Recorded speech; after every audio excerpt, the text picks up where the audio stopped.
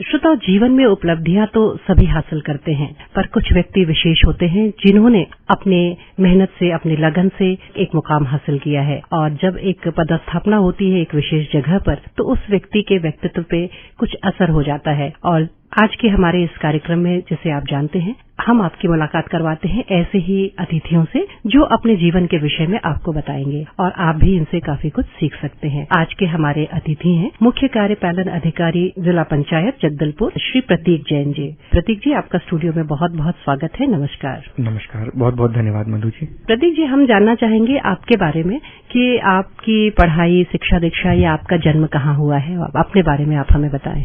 जी, मेरा जन्म रांची, जो कि झारखंड की राजधानी है, वहां पर हुआ था और मेरी प्रारंभिक शिक्षा से लेकर के 12वीं कक्षा तक शिक्षा भी रांची में ही हुई। वहां पर क्लास 10th तक मैं सेंट एंथनी स्कूल रांची में पढ़ा और 11th and 12th DPS Ranchi से मैंने वहां कंप्लीट किया। उसके पश्चात मैं कॉलेज करने के लिए सेंट जेवियर्स कॉलेज कोलकाता में गया, जहां मैंने अपना BCom honours accounts and finance में कंप्लीट किया और साथ साथ में ही मैंने चार्टर्ड अकाउंटेंसी का कोर्स अपना कंप्लीट किया वहां पर और उसके पश्चात मैंने अपना जो करियर है वो सिविल सर्विसेज की तरफ मुड़ा। आप सर्टिफाइड सीए भी हैं जी? ये बहुत अच्छी बात आपने बताई, जिसके बारे में तो हम लोगों को लगभग नहीं पता था।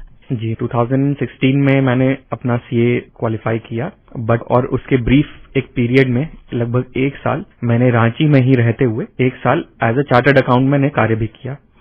और ये जो फील्ड है, मेरी बचपन से ही पढ़ाई जो है कॉमर्स एंड अकाउंटेंसी फील्ड में ही रही। मैं 11th एंड 12th भी मैंने कॉमर्स फील्ड से किया था और उसके पश्चात में सेंट जेवियर्स कॉलेज से बीकॉम ऑनर्स भी मैंने किया और उसके बाद सीए भी किया। तो लगभग ये 7 साल 8 साल की पढ़ाई जो मेरी रही वो कॉमर्स एंड अकाउंटेंसी फील्ड में ही रही।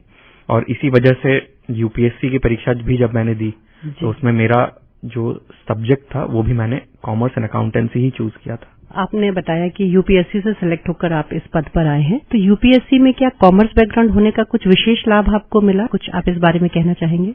जी, यूपीएससी एक ऐसी परीक्षा है जिसमें किसी भी सब्जेक्ट को कोई तरह का लाभ नहीं मिल सकता जी। ये ऐसा एग्जाम जो है डिजाइन किया गया है जिसमें कोई भी व्यक्ति विशेष, कोई भी बैकग्राउंड विशेष के व्यक्ति को कोई भी तरह का एडवांटेज नहीं मिलता। क्वेश्चंस जो हैं सभी फील्ड से पूछे जाते हैं, है ना। जैसा लोग कहते हैं कि everything under the sun is the subject for this examination.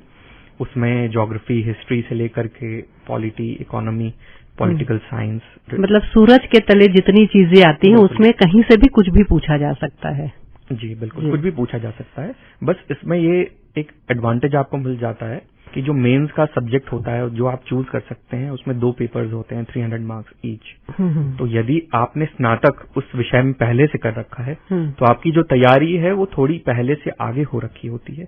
कई लोग इंजीनियरिंग बैकग्राउंड से आते हैं और टेक्निकल सब्जेक्ट्स में कम मार्क्स क्योंकि प्राप्त होते हैं यूपीएससी में, तो लोग पॉलिटिकल साइंस, एंथ्रोपोलॉजी जैसे विषय चुनते हैं जो उनकी पहले बैकग्राउंड जिसमें नहीं रही है और वो लोग उसमें फिर पूरी पढ़ाई स्नातक से लेकर के पोस्ट ग्रेजुएशन लेवल जो अतिरिक्त मेहनत करना होता है, अतिरिक्त मेहनत लगती है। तो वो एक एडवांटेज मुझे मिला एज अ कॉमर्स स्टूडेंट। ये तो आपने बताया कि आपका जो शौक रहा पढ़ना और उसी से आपने अपना कैरियर भी चुना, मतलब आपने कैरियर में संतुष्टि भी पाई। और इसके अलावा आपके शौक क्या क्या रहे? वैसे देखा जाए तो when I look backwards in my life, बहुत ज्यादा समय मैंने अपनी हॉबीज को नहीं दिया है। हालांकि मैंने टाइम टू टाइम कार्ड्स खेलना, जो ताश जिसे खेलना कहते हैं, वो भी मैंने काफी एंजॉय किया है अपने घर में साथ में। और हम लोग हमेशा पसंद करते थे एज अ फैमिली कि हम लोग कार्ड गेम्स बहुत खेलें। साथ में कैरम बोर्ड एक मेरी एक शौक है जिसको मैं बहुत खेलना पसंद करता हूँ अपने घर में। साथ में आउटडोर गेम्स में यदि देखा जाए तो बैडमिंटन और टेबल टेनिस भी मैंने काफी कॉलेज के समय में खेला है और अभी भी इसको थोड़ी बहुत जितना भी समय मिलता है इसको हम लोग कंटिन्यू करते हैं। साथ में मैंने time to time reading as a hobby मैंने बहुत लिया है। मेरी रीडिंग की हैबिट ऐसी है कि कभी मैंने शुरू किया तो फिर it continues for around 4 to 5 months, then it continues for a very long time. फिर एक बार समय की व्यस्तता को देखते हुए छूटती है तो छूटती है। तो reading has been a part and parcel of my life on and off, but yes it has been. कहते भी है ना, पुस्तकें आपकी सबसे अच्छी दोस्त होती हैं। और इस वजह से आपका जो कहना चाहिए खाली समय में अगर आपको अपना समय बिताना पसंद है तो वो पुस्तकें पढ़ना है, और जिसको आपने बताया काफी लंबा आप लेते थे। आपने कहाँ पर अपनी सेवाएं दी हैं या किस तरह के अनुभव आपको रहे हैं, उसके बारे में थोड़ा हमें बताएं। मैंने कॉलेज के बाद सीए फाइनल्स के दौरान आर्टिकलशिप जो है कोलकाता में ही किया। वहाँ 3 वर्ष मैंने एस जैकेशन करके एक चार्टर्ड अकाउंटेंसी फर्म है वहाँ की, वहाँ पर एज एन आर्टिकल असिस्टेंट मैंने वहाँ पे अपना काम सीखा और वहाँ पर काम किया, जिससे मुझे काफी अनुभव हुआ। फिर रांची में ही सेल्फ प्रैक्टिस 1 वर्ष के लिए किया, जिसमें मैंने वहाँ के इलेक्ट्रॉनिक फर्म्स और बहुत सारे जीएसटी के क्लाइंट्स थे हमारे, जिनके रिटर्न फाइलिंग का काम, इनकम टैक्स ऑडिट का काम हम लोगों ने किया। ये काम जो है मैंने अपने भैया के साथ मिलकर किया, वो भी एक चार्टर्ड अकाउंटेंट हैं और उनकी भी एक फर्म है वहाँ रांची में। तो ये 1 वर्ष मेरा वहाँ पे अनुभव रहा। वैसे तो बचपन से ही देखा जाए तो मेरे पिताजी की एक दुकान वहाँ पे रांची में है स्थापित, और बचपन से ही मैं उसमें काफी क्रियाशील रहा, इन्वॉल्व रहा। क्लास 10 से लेकर के even during my education days मैं हमेशा उस काम में सक्रिय अपना रोल निभाता रहा। प्रतिदिन जाना, स्टॉक रखना, कैश काउंटर में बैठना, चीजें खरीदी करना। कहा भी जाता है बिल्कुल कि जैनियों को व्यवसाय सिखाना नहीं पड़ता, वो उनके खून में होता है। तो आप भी बता रहे हैं कि बचपन से आपने ये चीजें सीखी हैं। और आपके परिवार में और कौन कौन है? मैं एक जॉइंट फैमिली से आता हूँ। मेरे दादी माँ अभी हैं और साथ में मेरे पिताजी और मेरे बड़े पापा और उनकी फैमिलीज हैं, जिसमें मेरे फर्स्ट कजिन्स में 2 बड़े भाई हैं और मेरा एक यंगर ब्रदर है जो कि अभी सिंगापुर में जॉब करता है। और जो मेरे 2 बड़े भाई हैं, वन ऑफ देम वर्क्स एक एग्जीक्यूटिव पोस्ट में है उबर कंपनी के लिए, हैदराबाद बेस्ड, और एक जो है वो अभी रांची में ही चार्टर्ड अकाउंटेंट है और वर्तमान में आईसीआई रांची के चेयरमैन है और उनकी एक फर्म रांची में स्थापित है। तो ये हमारे घर में मेरे पिताजी की अपनी दुकान है और सभी जो हम कजिन्स हैं और भाई हैं सभी एक छत के नीचे रहते हैं और सभी लोगों ने अपना अपना एक व्यवसाय और अपना अपना एक जॉब, अपना ही एक वर्चस्व सभी लोगों ने बनाया। किसी ने भी पैतृक काम को किसी ने भी पैतृक काम को आगे नहीं बढ़ाया अभी। हालांकि मैंने कहना चाहिए कि अपनी एक अलग आइडेंटिटी सभी ने बनाई, आइडेंटिटी सभी लोगों ने ली है। जी, आपका अपना जो परिवार है, आपकी वाइफ होंगी? My wife is also a chartered accountant और अभी वर्तमान में केपीएमजी नामक एक बिग 4 फर्म है जिसमें फॉरेन क्लाइंट्स के लिए वो काम कर रही हैं। एक फॉरेन प्रोजेक्ट के लिए कंसल्टेंट फर्म में बहामास का उनका टैक्सेशन का एक प्रोजेक्ट चल रहा है, वहां पर वो कार्यरत हैं अभी और वर्तमान में अभी यहाँ जगदलपुर से ही वर्क फ्रॉम होम कर रही है। तो आपने अपनी जो यात्रा बताई वो काफी विविधतापूर्ण रही है और अक्सर ऐसा होता है कि लोग सीए पास करने के लिए, क्योंकि काफी कठिन पढ़ाई मानी जाती है सीए की, तो सीए पास करने के बाद लोग उसी कैरियर को चुनते हैं, पर आपने थोड़ा सा कैरियर में ट्विस्ट लिया और आप यूपीएससी की ओर मुड़ गए। जी, ये भी एक बहुत ही एक टफ डिसीजन रहा मेरी लाइफ का, क्योंकि एग्जॉस्टिंग तो बहुत ज्यादा है सीए का कोर्स भी और प्लस मैंने कॉलेज भी सेंट जेवियर्स में किया, जो भी एक काफी डिमांडिंग कॉलेज और अपना ही उसका एक डिमांडिंग कोर्स है। कंपलसरी अटेंडेंस है, ऐसा भी नहीं है कि आजकल सीए करने वाले कई लोग जो हैं कॉलेज को स्किप करते हैं या ऐसा कॉलेज लेते हैं जहां पे अटेंडेंस कंपलसरी ना हो। तो मैंने कॉलेज भी अटेंड किया, साथ साथ में मैंने सीए फर्म में आर्टिकलशिप भी करी और उसी दौरान मैंने अपनी पढ़ाई भी सीए की है। तो ये तीनों चीज में मेरा जो अनुभव रहा, उसमें जब भी हम टैक्स ऑफिसर जाते थे, हमारा काफी उसमें टैक्स के मामलों में हमारी दलीलें जो कि टैक्स के ऑफिसर्स में रहती थी और रजिस्ट्रेशन कराना क्लाइंट्स के लिए, उनके लिए रिटर्न फाइलिंग करना, तो हमारी काफी गवर्नमेंट फेसिंग जॉब रही। और उस दौरान मेरा ये एक्सपोजर जो है गवर्नमेंट सर्विसेज से हुआ। बचपन से हमारे फैमिली में कोई भी गवर्नमेंट सर्विसेज में दूर दूर तक नहीं थे, तो हमारा कभी इसमें एक्सपोजर नहीं था। तो कॉलेज के समय और सीए करने के समय ये एक एक्सपोजर हुआ, तो पहला मन में यही था कि हमें इंडियन रेवेन्यू सर्विस को एम करना है और वहां पर जाना है, मतलब क्योंकि कई बार मुझे ऐसा लगता था कि इसमें मैं अच्छा काम कर सकता हूँ कि अगर मैं जाऊंगा तो लोगों को सुविधा भी होगी, मेरी नॉलेज का भी मुझे फायदा होगा।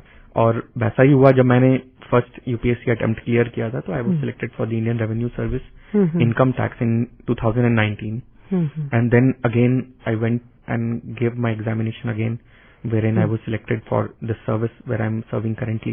ये आईएएस की पोस्ट है अभी जो आप कर रहे हैं? जी बिल्कुल। जी, तो भारतीय प्रशासनिक सेवा में आप आए और एक फैसिनेशन रहता है लोगों का सीए के प्रति, पर आपको अपने इस निर्णय पे खुशी होती है या क्या आप कहना चाहेंगे कि यहाँ आकर आपको कैसा लगता है और किन किन पदों में आप अभी तक पदस्थ रहे हैं? नो डाउट आईएएस जो है वो बहुत ही प्रेस्टिजियस सर्विस है, इंडियन सिविल सर्विसेज, जो कि हमारे लौह पुरुष ने स्थापित किया, सरदार वल्लभ भाई पटेल जी ने, और जो स्टैंडिंग रही इंडियन सिविल सर्विसेज से लेकर के इंडियन एडमिनिस्ट्रेटिव सर्विसेज की, और जो इस देश के लिए इंडियन एडमिनिस्ट्रेटिव सर्विस ने किया है वो बिल्कुल किसी भी और सेवा से कंपेयर नहीं किया जा सकता। कंट्रीब्यूशन हमारा काफी अच्छा रहा है और इस प्रेस्टिजियस सर्विस का पार्ट होना भी हमारे लिए भी एक गर्व की बात है। ये एक बहुत ही ज्यादा डिमांडिंग जॉब है।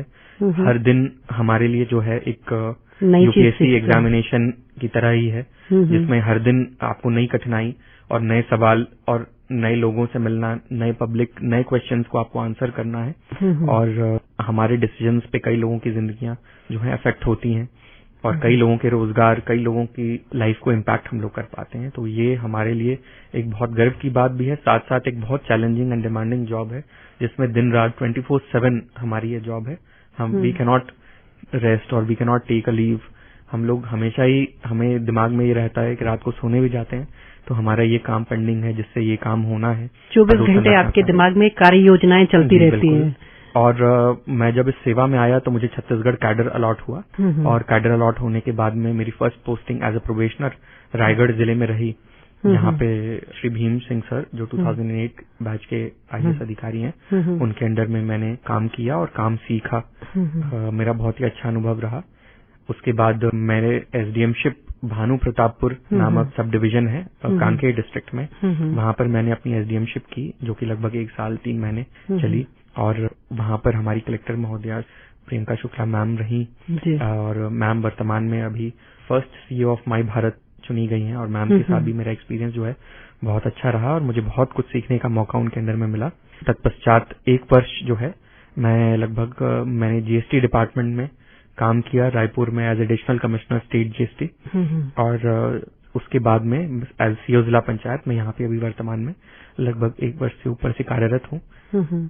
आप बता रहे थे कि आप एडिशनल कमिश्नर के रूप में जीएसटी में पदस्थ थे, और जीएसटी को लेकर एक आम लोगों की जो विचारधारा है, जो समझ नहीं पाते हैं जीएसटी को, जनरली ऐसा होता है कि लोग जीएसटी से परेशान होते हैं, या जीएसटी अच्छा है या किस तरह है? आपको क्या लगता है, लोगों में जागरूकता की कमी है? किस तरह के केसेस आपने देखे वहां पर? जो गुड्स एंड सर्विस टैक्स है वो एक रिफॉर्मेटिव मेजर था। श्री अटल बिहारी वाजपेयी ने इसकी परिकल्पना की थी और श्री नरेंद्र मोदी जी ने इसको इम्प्लीमेंट किया।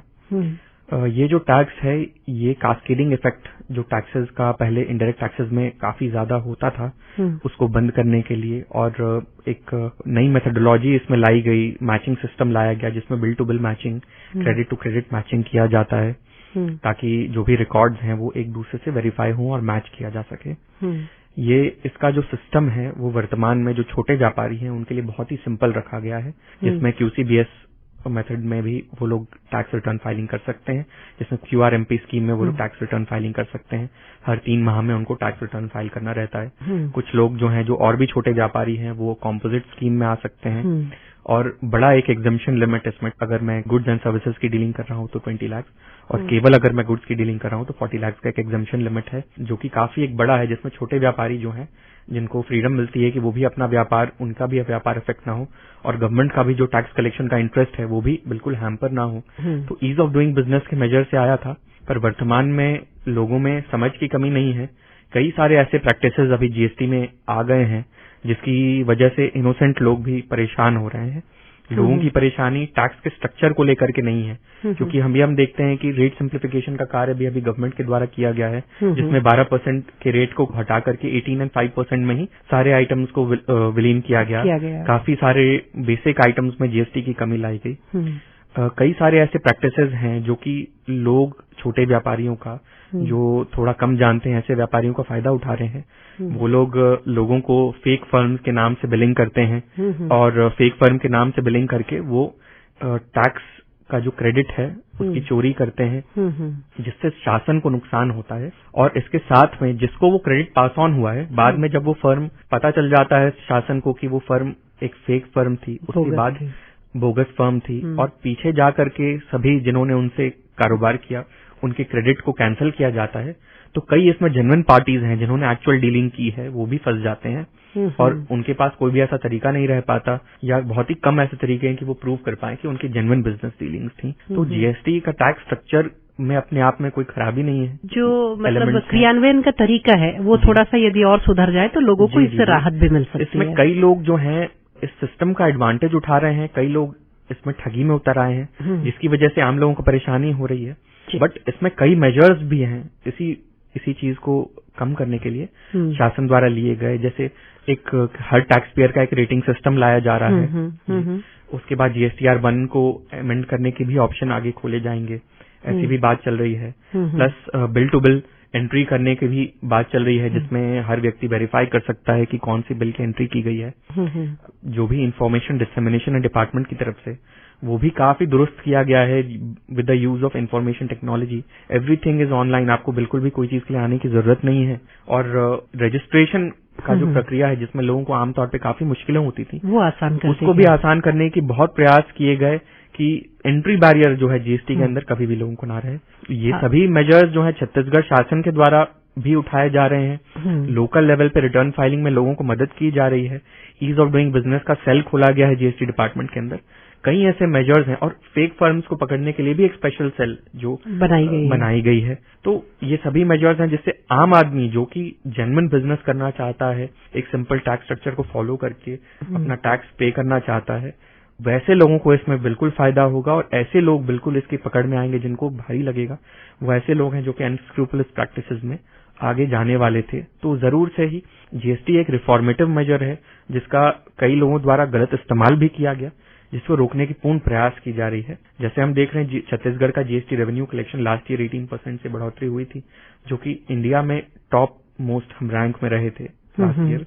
इस वर्ष जो है रेट कमी होने के कारण हम उस ग्रोथ लेवल को मैच नहीं कर पा रहे हैं, परंतु जो मेजर्स हमने लिए हैं अपने आप में ही वो बहुत बड़े ऐसे मेजर्स हैं जो आगे आने वाले समय में हमें रेवेन्यू सुधार के लिए जो पहल आपने की है बिल्कुल देंगे। इससे क्या है, हम लोग ये एम कर रहे हैं कि टैक्स बेस जो कि ज्यादा से ज्यादा लोग इस टैक्स बेस के अंदर आ जाएं, हम उसका एम कर रहे हैं जी। तो इसका लक्ष्य जो है वो ज्यादा से ज्यादा लोगों तक पहुंचे। आपने एक बहुत अच्छी बात बताई थी कि यहाँ पर जब आप काम करते हैं तो आपको कई सारे लोगों को रोजगार भी देना है और कई सारी चुनौतियों का सामना भी करना पड़ता है और कई चीजें सीखते भी हैं आप हर रोज। तो बस्तर में आकर के आपको कैसा लगा और बस्तर के महिलाओं के बारे में विशेष करके, और बस्तर में जो किस तरह से आप काम कर रहे हैं वो बताइए। या बस्तर को लेके आपके मन में कभी कोई छवि तो नहीं बसी हुई थी पहले से? बस्तर का जैसे मैं बताना चाहूंगा कि एक परसेप्शन प्रॉब्लम है पूरे ही दुनिया में, और जब तक हम लोग छत्तीसगढ़ नहीं आए थे तो वो परसेप्शन कहीं ना कहीं सभी के दिमाग में होता है, वैसे ही हमारे दिमाग में भी था। फिर हम छत्तीसगढ़ आए, मेरी पहली पोस्टिंग एज एन एसडीएम भी बस्तर के क्षेत्र में ही हुई, भानु प्रतापपुर में, जहाँ पर मतलब यहाँ के प्रॉब्लम्स को मैंने समझा और यहाँ के लोगों को मैंने पहचाना कि यहाँ के लोग इतने सिंपल हैं और ऐसे सिंपल लोगों के साथ में ऐसी खराब छवि जुड़ी, ये मैं बिल्कुल भी समझ नहीं पाया कि कैसे हुआ। फिर बाद में इसकी हिस्ट्री के बारे में जब हमने डिटेल में जाना तो पता चला कि यहाँ के लोग बिल्कुल भी ऐसे नहीं थे। यहाँ पे जो भी वाक्य हुआ, बाहर के कुछ लोग आए जिन्होंने यहाँ के लोगों को बरगलाया और फिर उनको धमकाया और मजबूर किया कि वो ऐसे मुहिम में उनका साथ दें, और वो मजबूरी में ही यहाँ के लोगों ने ऐसे कार्य किए। अभी के समय में हम देख सकते हैं जब नक्सलिज्म जो है अपनी अंतिम सांसें गिन रहा है और लोगों का रिस्पांस जो हमें मिल रहा है। बस्तर में लास्ट इंसिडेंट जो है 2018 में हुआ था, उसके बाद से बस्तर जो है बिल्कुल भी नक्सल इंसिडेंट मुक्त रहा है बस्तर जिला। और जब से ये क्षेत्र खुला है, आखिरी क्षेत्र जो चांदा मेटा का है, वहां पर स्कूल खुल चुके हैं। वहां पर आप देखेंगे पहुंच मार्ग नहीं था, वो पहुंच मार्ग बन चुका है।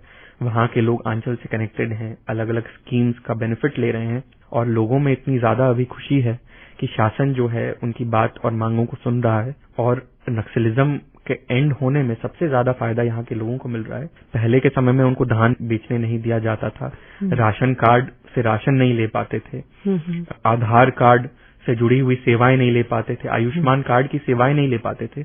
आज के समय में जब शासन जो है सैचुरेशन मोड पे काम कर रहा है और जब लोग इन सेवाओं का उपयोग कर रहे हैं, लोग शासन को धन्यवाद कर रहे हैं, तो ये एक बहुत ही अपने आप में बड़ी बात है। और ऐसे ही बिल्कुल चीजें जो हम सोच करके इस सर्विस में आए थे कि हमें लोगों की मदद करनी है और सबसे ज्यादा लोगों को मदद की आवश्यकता हमारे इस क्षेत्र में है। और जैसे जैसे ये क्षेत्र खुलता जा रहा है, यहाँ पे अपार संभावनाएं हमें दिख रही हैं, अलग अलग अपॉर्चुनिटीज अपने आप सामने आ रही हैं, लोग उसकी मांग कर रहे हैं।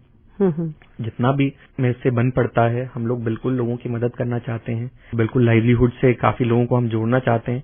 एटलीस्ट लोगों में अवेयरनेस जो है बहुत ज्यादा बढ़ गई है अभी के समय में जी। हम देखेंगे तो last year alone ration card का पेनिट्रेशन बहुत बढ़ चुका है। आधार कार्ड के लिए हमने सैकड़ों कैंप्स लगाए हैं, लोगों के पास आधार कार्ड है, लोग सर्विसेज की डिमांड करने के लिए आ रहे हैं। ये अपने आप में ही एक बहुत बड़ी बात है और उपलब्धि है। और लोगों में ये जागरूकता आ चुकी है कि हमें अब अपने ये सारी जो सुविधाएं सरकार देती है उनका लाभ प्राप्त करना है। बिल्कुल, पहले जोन तक नहीं पहुंच पाती थी। पुनर्वास नीति का भी मैं इसमें उल्लेख करना चाहूंगा, जिसमें जो नक्सल पुनर्वासित हैं उनको भी यहाँ पर हमारे 2 प्रशिक्षण केंद्र खोले गए हैं। नक्सल पुनर्वास केंद्र, जिसका नाम नवा बाट हमने रखा है, जिसका गोंडी में अर्थ होता है नई राह, जहां हम लोगों को नई राह दिखा रहे हैं।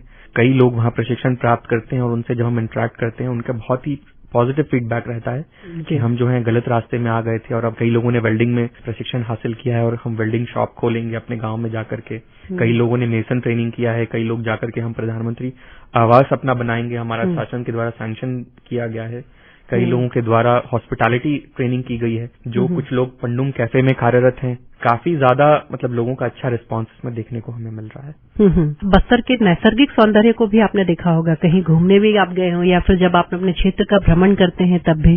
जैसा मैंने कहा कि बस्तर में अपार संभावनाएं खुल रही हैं, उन संभावनाओं में हमारा जो बस्तर है वहां पर टूरिज्म का जो क्षेत्र है वो बहुत ही ज्यादा संभावनाएं यहाँ पे रखता है। चित्रकूट वाटरफॉल, जिसे नायग्रा फॉल्स ऑफ इंडिया कहा जाता है, मैं तो अब आने के बाद हर कुछ दिन मैं बिल्कुल वहां पर जाता हूं और मैं बताना चाहूंगा कि पीक समय में वहां पर 10,000 पर डे का क्राउड रहता है।